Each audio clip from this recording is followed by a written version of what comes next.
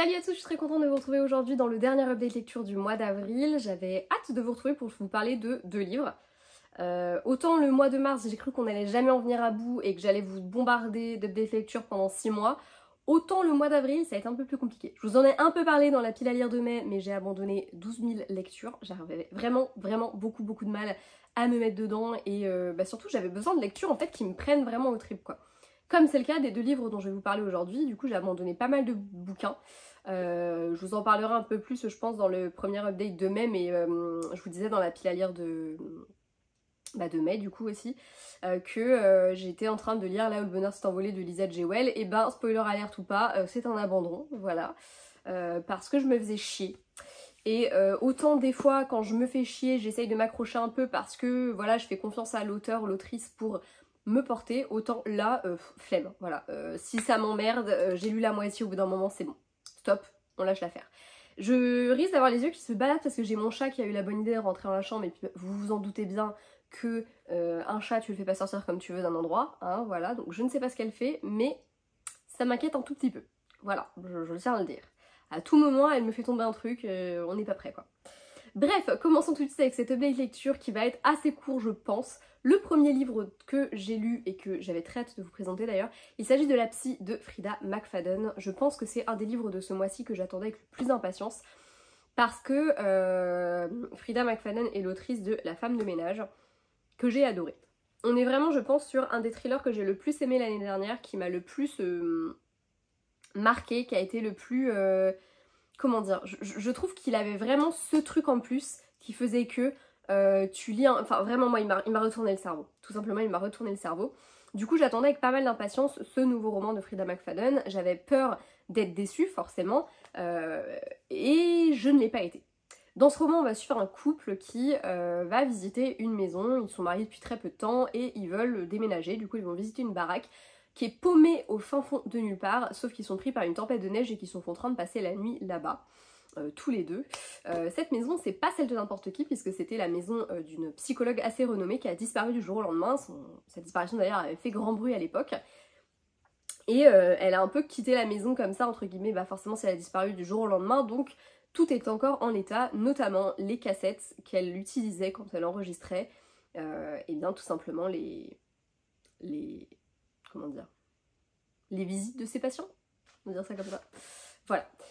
La femme va donc se plonger, j'ai oublié son prénom, hein, vous vous en doutez si j'ai pas dit leur prénom, c'est pas comme ça, pas pour le fun, oui, pour le fun, c'est parce que je les ai complètement oubliés. Mais la femme va se lancer dans les écoutes de ces petites vidéos, enfin petites cassettes.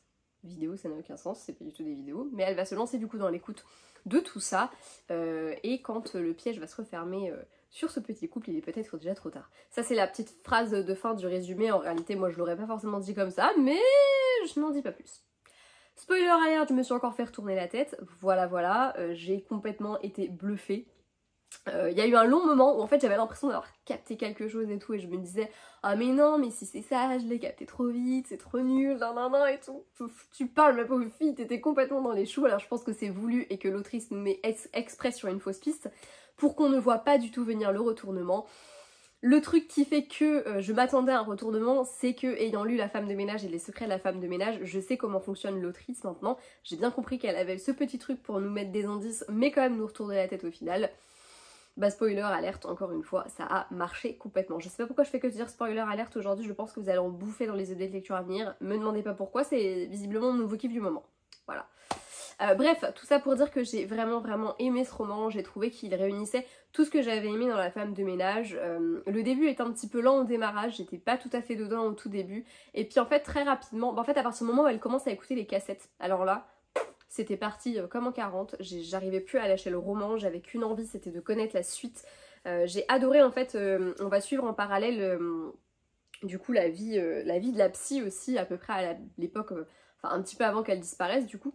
Et j'ai particulièrement aimé ces chapitres parce que bah, le reste du livre est quand même un huis clos, on suit vraiment cet homme, cette femme qui sont enfermés dans cette maison, où on commence à se dire il y a peut-être quelqu'un d'autre d'enfermé avec eux, c'est chelou, il se passe des trucs bizarres dans cette baraque.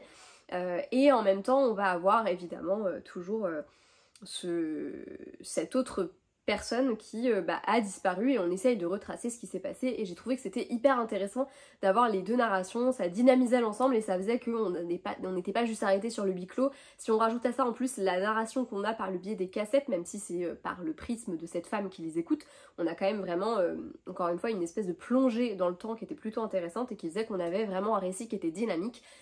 Encore une fois, comme je vous l'ai déjà dit, il m'a complètement retourné la tête, j'avais rien vu venir, toutes les théories les plus fumeuses que j'avais pu faire, on n'y était pas du tout.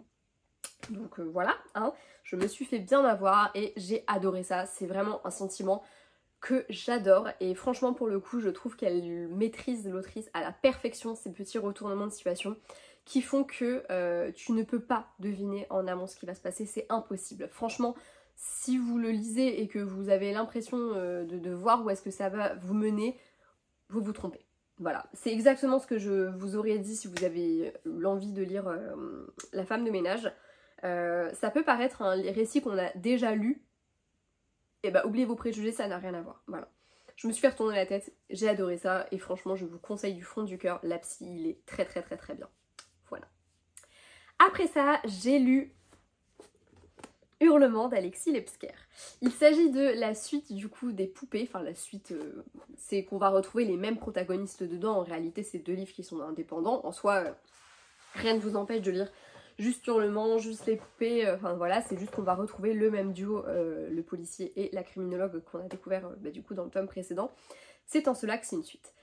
Je pense que à partir du moment où j'ai lu les poupées et que je les dévorais, je savais que quand j'allais me lancer dans Hurlement, ça allait me faire pareil et je pense que c'est ce dont j'avais exactement besoin au moment où je l'ai lu. Donc aucun regret d'avoir complètement bouleversé ma pile à lire pour caler celui-ci dedans parce que j'ai adoré cette expérience encore une fois. Dans ce récit, nous allons retrouver du coup le cowboy, comme il est surnommé. Ça y est, j'ai un doute sur son prénom, c'est fou ça. Le commissaire Venturi et Olivia Montalvert, qui est du coup criminologue et avec qui tous les deux ils ont fait équipe sur l'enquête précédente. Il va recevoir un coup de fil, Venturi, et il va comprendre que Olivia est en danger. Le mec lui dit « J'ai enlevé 5 femmes, commissaire, je les fais souffrir lentement avec une savante cruauté, ce n'est que le début. » Il va lui énoncer le nom de ces femmes. Et Olivia va être sauvée in extremis et elle va se lancer avec Venturi dans une enquête pour essayer de sauver ces femmes. Dans le même temps, dans un théâtre, une femme justement va être retrouvée dans une cage. Elle a énormément souffert, les sévices physiques qui lui ont été infligés sont juste abominables et on va se rendre compte que le lieutenant qui découvre le corps a l'air d'être un peu manipulé par la personne qui fait ça derrière et du coup il va se passer tout un truc.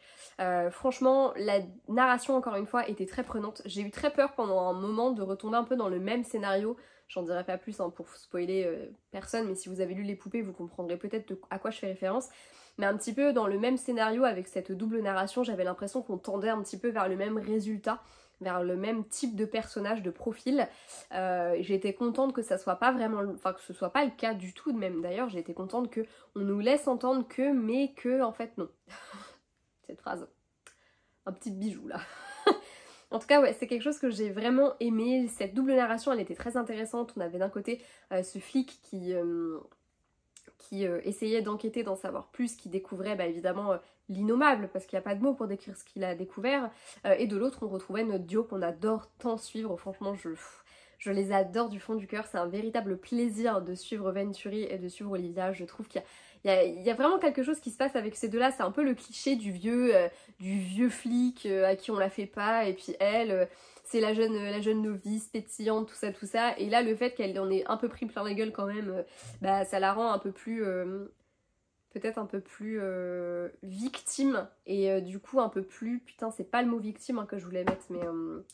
Bref, le fait que ce soit une victime, ça la rend un peu plus faible. Et du coup, c'est plutôt intéressant de la découvrir comme ça et de justement de creuser un petit peu les faiblesses de ce personnage-là et de tout simplement creuser ces personnages dans leur ensemble. C'était vraiment très sympa et franchement, je vous conseille vraiment de découvrir Alexis Lepsker. J'aime vraiment ce qu'il fait.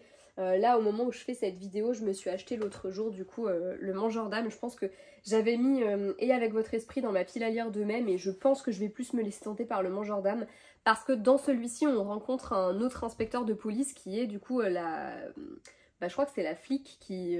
ouais, c'est ça, le commandant Guardiano. ouais c'est ça, Guardiano. On la croise en fait dans celui-ci et du coup bah, j'ai très hâte d'en savoir plus sur elle parce que visiblement on est sur une fliquette qu'on a pas mal bavé et j'aimerais bien en savoir plus sur ce personnage. Donc voilà, en tout cas franchement Alexis Lebsker à découvrir. J'ai envie de dire que c'est une valeur sûre, j'ai lu que 2 de ses livres mais franchement les deux m'ont complètement bluffé et surtout ils m'ont tellement happé que j'arrivais pas du tout à les lâcher plutôt. J'avais besoin de terminer l'histoire, j'avais besoin de connaître le fin mot de l'histoire, c'est comme un bon film policier qu'on va regarder à la télé où on va pas réussir à lâcher le truc ni à voir venir vraiment le truc aussi parce que franchement j'ai beau avoir eu plein d'indices sous le nez, j'ai tout capté vachement trop tard comme à chaque fois de toute façon et c'est quelque chose que j'ai vraiment apprécié donc je vous conseille vivement de découvrir Alexis Lebsker, c'était vraiment une tuerie. Voilà, c'est le cas de le dire d'ailleurs. Je vais m'arrêter là, j'espère que cette update lecture vous aura plu et vous avoir donné envie de découvrir ces 2 thrillers qui étaient vraiment très bien. D'ailleurs je crois que j'ai mis les 2 dans mes coups de cœur du mois.